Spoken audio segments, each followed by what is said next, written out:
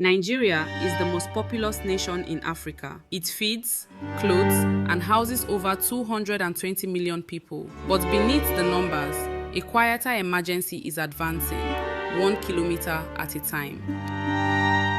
In the north, the rainy season has shrunk.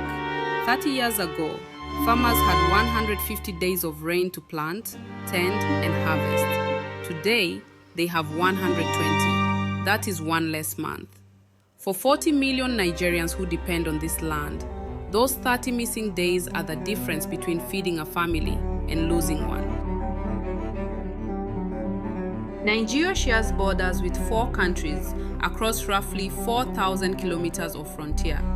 In the communities that live along these edges, far from Abuja's policy rooms, the climate is not a statistic. It is the ground beneath their feet, and it is failing them. Into this landscape of failing rains, shifting suns, and border communities on the edge, one organization decided to stop waiting for permission. The value that has shaped me to who I am today is care, basically. I act with integrity and I choose compassion every day of my life. I listen first, then I speak plainly. I also like to keep promises quietly. Overall, I let real needs, needs that is without applause, I let it be my guide daily. For decades, COWA served the wives of Nigeria Customs Service officers through welfare support, food items, social care, community outreach. But the woman who now leads it came with a different instinct, not for the applause, for the need.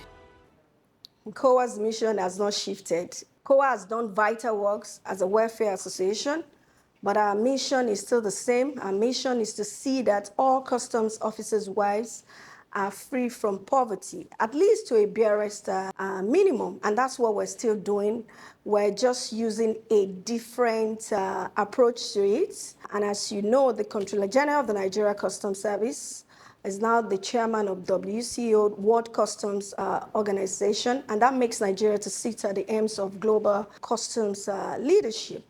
So for us at COWA, we felt a duty to elevate our local impact.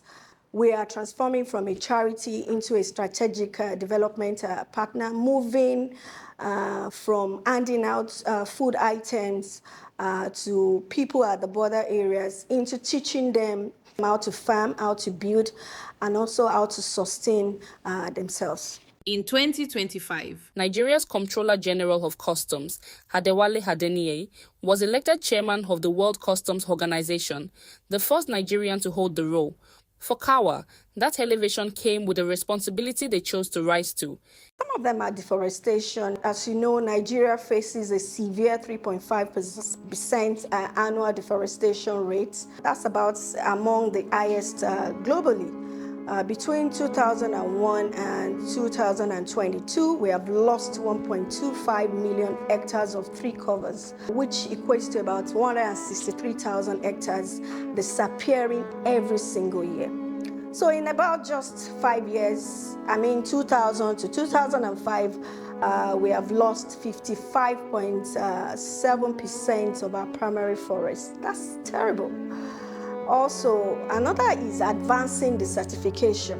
The Sahara is creeping southward at 0.6 kilometers per year, meaning every 3 years, 2 kilometers of fertile Nigerian lands becomes deserts. Currently, 63.8% of Nigerian landmass is already affected by this.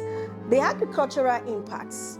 This consumes hectares of croplands and rangeland annually.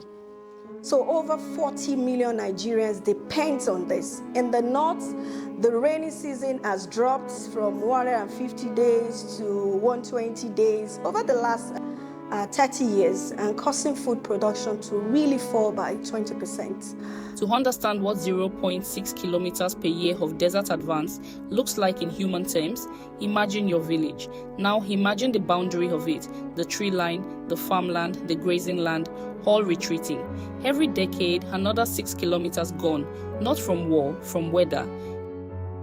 So when traditional farming opportunity suddenly vanishes, you would expect that desperate youths will be pushed towards illegal survival routes like smuggling. So I think ecological recovery is a matter of urgency, and we need to be critical about investing in national security. Being the largest city in West Africa, country in West Africa too, and on the continent, challenged by terrorism and from the conflict of climate change. Rising mortality rates, lower respiratory infection linked to air pollution have surged, rising from 4th to number 1 as the cause of deaths from 2007 to the top in 2017. So approximately 800,000 Nigerians die annually from environmental health risk. In Nigeria, the United Nations has projected that about 1.4 million children in Nigeria may die of pneumonia over the next decade. In October 2025, COWA launched the Green Borders Sustainability Initiative, not as a campaign, but as an operational architecture. The First Lady of the Federal Republic of Nigeria, Senator Oluremi Tinubu, has a program under the Renewed Hope Initiative that she calls the Every Home a Garden. This is to encourage every one of us to plant something. I mean, a garden at the back of our homes, plant trees. These are measures to ensure that we reduce pollution in our environments. So our strategy, one of it is the Green Shield.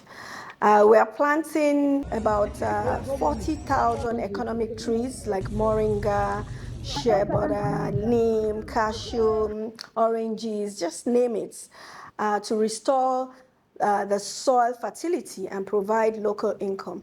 And our target spans over 1,000 plus border communities across 20 states. The second strategy is waste to wealth. We are establishing community recycle hubs to create 5,000 green jobs by 2030. We are also committed to training 100,000 women and youth annually in waste management, sustainable agriculture, and green entrepreneurship. Data-driven execution. Every tree planted is geotagged, and every training session must be documented. Also, grassroots accountability. Every hub we establish has measurable outputs. We report directly to the communities we serve, holding ourselves accountable as active partners to the government. In a landscape where development promises often dissolve into rhetoric, COWA chose a different architecture of trust, geotagged, documented, reported back to the very communities served, not upward to a conference hall. The COWA National Sustainability and Innovation Center in Abuja will be the first of its kind. That's our flagship project, designed to train 10,000 green entrepreneurs annually. Just in 2025 November, we're at the COP30, where we showcase how customs leadership, border security, and environmental sustainability work seamlessly together. We were also at the House of Lords in February this year. We had the honor of addressing the House of Lords in London, sharing Nigeria's story and any profound respect for what Nigerian women are building. From the northern border community to the House of Lords, the same story, the same plan, and increasingly the same audience, a world that is beginning to understand that Nigeria's border security and climate resilience are not local problems, they are global ones. Invest in our recycling hubs and sponsor tree planting campaigns for visibility, tax incentives, and nation-building impacts. We're looking for international donors. Nigeria is ready. Partner with an initiative that has the plan, leadership, and we will execute. Also, government, we're seeking policy alignment, land allocation for our center, and integration into the National Green Economic Plan so we can be fully empowered allies.